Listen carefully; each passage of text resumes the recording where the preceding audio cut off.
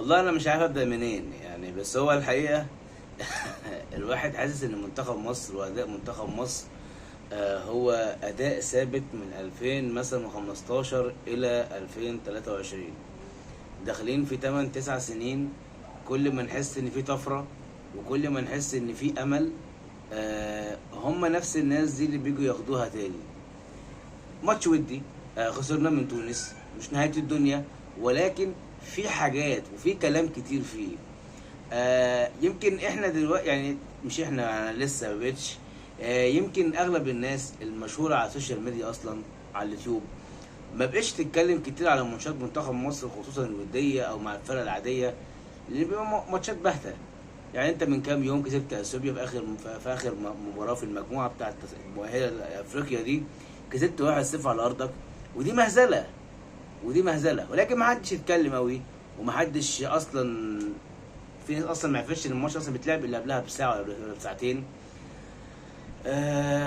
هو المفروض ان فيتوريا مدرب جيد، والمفروض ان فيتوريا مدرب قوي، والحقيقه احنا الراجل هنديله حقه. هو الراجل فعلا سي في قوي، والراجل من خلال التجربه اللي موجوده لحد دلوقتي مع منتخب مصر هو ناجح.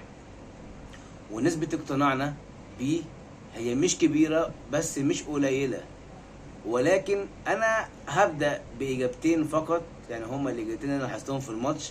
أول إيجابية، بعد ما اتلسعنا على قفانا في أول 7 دقايق هدفين، هو غير الخطة على طول من 4-3-3 ل 3-4-3، وخلي بيكهام يلعب يمين، وعمر كمال شبه وينج يمين كده مع صلاح، وزيزو بقى متطرف الناحية التانية. نفعت. وبعد ما جه فينا هدفين، عمر كمال جاب هدف جميل جدا جدا جدا. واخر تلت ساعه في الشوط الاول احنا استحوذنا عليها بشكل ايجابي وبشكل كبير، وكان مثمر وكان حلو جدا. لكن انت ما لعبتش حلو الا في التلت ساعه دي. انت اول ربع ساعه ما جتش. الشوط الثاني بتحاول تمسك كوره على الفاضي. الشوط الثاني اصلا دي مسخره، يعني دي مسخره. الشوط الثاني انت مش عارف هو فيتوريا عاوز يتعادل ولا عاوز يجرب. طب لو انت عاوز تتعادل، مصطفى محمد ما عملش بربع جنيه النهارده. طب ما تنزل محمد شريف، ما نزلش محمد شريف. نزل حسين فيصل الشاب اللي لسه ما خدش خبرات. هتقولي هو محمد شريف يعني مقطعها ومبهدل الدنيا؟ هقول لك مش بهدل الدنيا، بس عنده خبره. يعني الطبيعي مصطفى محمد مش في يومه هيطلع وينزل شريف، او ينزل شريف جنب مصطفى محمد، ولكن ده ما حصلش.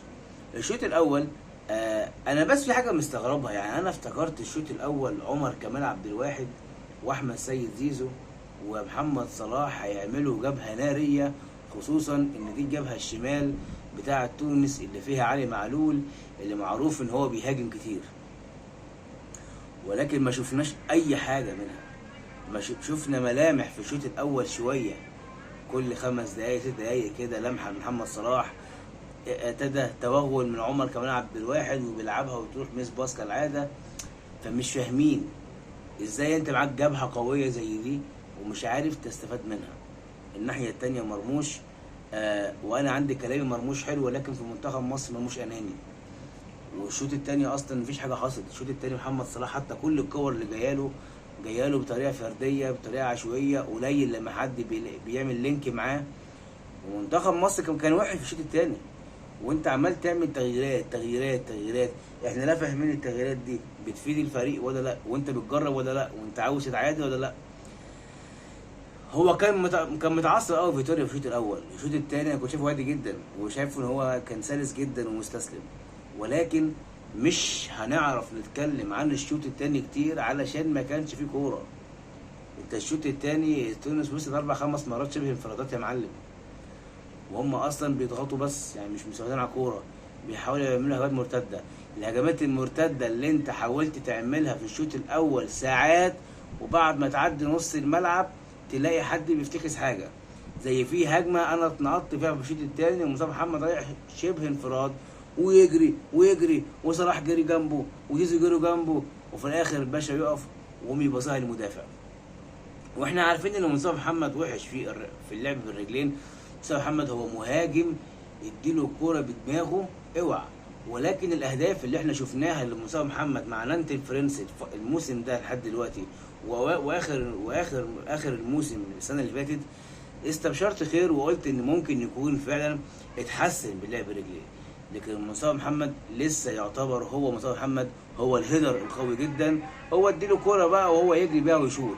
لكن حته بقى ال1 2 والباص ويعرف يرفع الكوره ازاي ويباص حلو ازاي، لسه برضه مبقاش حلو فيها. كنت هقول لك برضه ننزل محمد شريف بس انا قلتها. احنا عارفين ان دي مش تشكيله اساسيه، وعارفين ان الدفاع النهارده كان خرابه. انت ازاي عاوز تبني هجمه وانت بيكهام ولا علي جابر ولا حسام عبد المجيد مش حلوين فيها؟ يمكن بيكهام حلو شويه، لكن بيكهام الغلطات اللي حصلت في الجهه بتاعته بوظته تماما. لكن علي جابر وحسام عبد المجيد هم مش عارفين يبنوا الهجمه من تحت. طب انت خلاص ليه بيعملهم يعني عمليه تقدم في الشوط الاول واندفاع وقرب نص الملعب بشويه ومش سريع؟ طب علي جابر مش سريع بحكم السن. طب حسام عبد المجيد انا عارف علي جابر مش هيبقى هو المدافع الاساسي ولا حسام عبد المجيد ولكن يعني مستغرب، انت المفروض تبقى انت عارف امكانيات لعيبتك، ازاي تخليهم دايما يضغطوا عالي وعايزين تخليه يعملوا اسبرنتات مع لعيبه سريعه بتوع تونس. منتخب تونس اصلا مش قوي اصلا الفتره دي ولسه بيكون نفسه من جديد. هو منتخب تونس اصلا في حاجه غريبه، ان هو مثلا قوي ضعيف متوسط، هو ماشيه معاه بالبركه، ماشيه معاه حلو. ده يلعب ده ما يلعبش بتلاقي اللي مكانه. ولكن اللي بيعجبني في لعيبه منتخب تونس البنيان، القوه الجسمانيه. شوف الالتحامات، انت لو عملت التحام مع واحد بتعمل فرح، هم ده العادي بتاعهم. حتى في كاس العالم للانديه، قصدي حتى في كاس العالم اللي فات، كان التحاماتهم قويه جدا جدا، زي المغرب زي الجزائر. انا ما اعرفش احنا ليه مش بنعرف نعمل التحامات قويه وجسمانيه. ما نشوف الناس دي بتعمل ايه يا جدعان. بس هرجع واقول لك ان النقطه المضيئه اللي لحق بيها فيتوريا الماتش 4-3-3 قلبها 3-4-3 بعد الهدفين اللي جم فينا. دفاع اسوأ من كده انا مش هلاقي.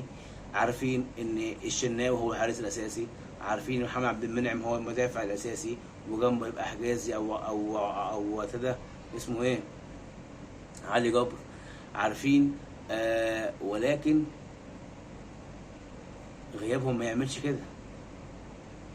يعني حتى في نص الملعب هقول لك مروان عطيه، عمرو السوليه، انك انت اللي بيلعب مكانهم حمدي فتحي، واحنا عارفين امكانيات حمدي فتحي وطارق حامد، واحنا عارفين قوه طارق حامد. لكن المنتخب كان سيء جدا. المنتخب لعب تلت ساعه حلوه، اخر تلت ساعه في الشوط الاول. هل هنبني على الماتش ده؟ اكيد لا. واكيد مش هقول لك اصل بص اول ما قابلنا منتخب قوي شويه وقعنا ومش وقعنا، مش هنعمل كده ومش هقول كده، ان انا مش من الناس دي. ولكن لازم يكون في استراتيجيه ولازم يكون في بدايل. هو انا افرض محمد صلاح اتصاب، من محمد صلاح اصلا من ساعه ما فيتوريا جه محمد صلاح مستواه اتحسن شويه وبقى هو اللي بيلاعب الفريق. لكن محمد صلاح انا ما شفتوش النهارده، ما عملش حاجه. حتى كذا كوره جات له قدام المرمى من طرفها يمين او شمال، ممكن كان يحسن التصرف بتاعها، ولكن كنت بحس ان هو بيشوط وخلاص، او بيشوط مستعجل. حتى التصويبه كان جايه جامده، مش جايه جامده اصلا. يعني المدرب بيحط الايد تخبط تطلع كورنر، ولكن بغض النظر عن ده كنت بحس ان الكوره طالعه من رجليه مش قويه اصلا في الشوطه، هو عاوز يركنها مثلا، مش عارف. ولكن كالعاده تساؤلات على منتخب مصر، وكالعاده علامات استفهام على منتخب مصر، وكالعاده عارف ان في ناس كتير مبقاش عندها الشغف تتفرج على مصر اصلا، ومبقاش يهمها اصلا مصر تكسب تخسر، يقول لك مش مهم، انا الزمالك اولى، الاهلي اولى. الكلام ده انا مهما اتخنقت من اللي ماسكين الرياضه في مصر، بس غصب عني ده منتخب بلدي، غصب عني انا هشجعه، انا لازم اشجعه، هو ده بيمثلني اصلا. كل الهيلمان ده كله اصلا بيحصل عشان اخر منتخب مصر يبقى هو المنتخب القوي. اتمنى يكون في تحسن، واتمنى يكون في استراتيجيه ماشيين بيها. فيتوريا مدرب مش وحش، مدرب حلو، ولكن اتمنى يبتكر حاجه واثنين، ما يعتمدش على حاجه واحده بس ولا حاجتين بس، لازم يكون في خطة وبديلتها وبديلتها وبديلتها. لو وصلت لحد هنا ما تنساش اللايك والشير والسبسكرايب ورأيك في الأداء الجميل لمنتخب مصر، والسلام عليكم ورحمة الله وبركاته.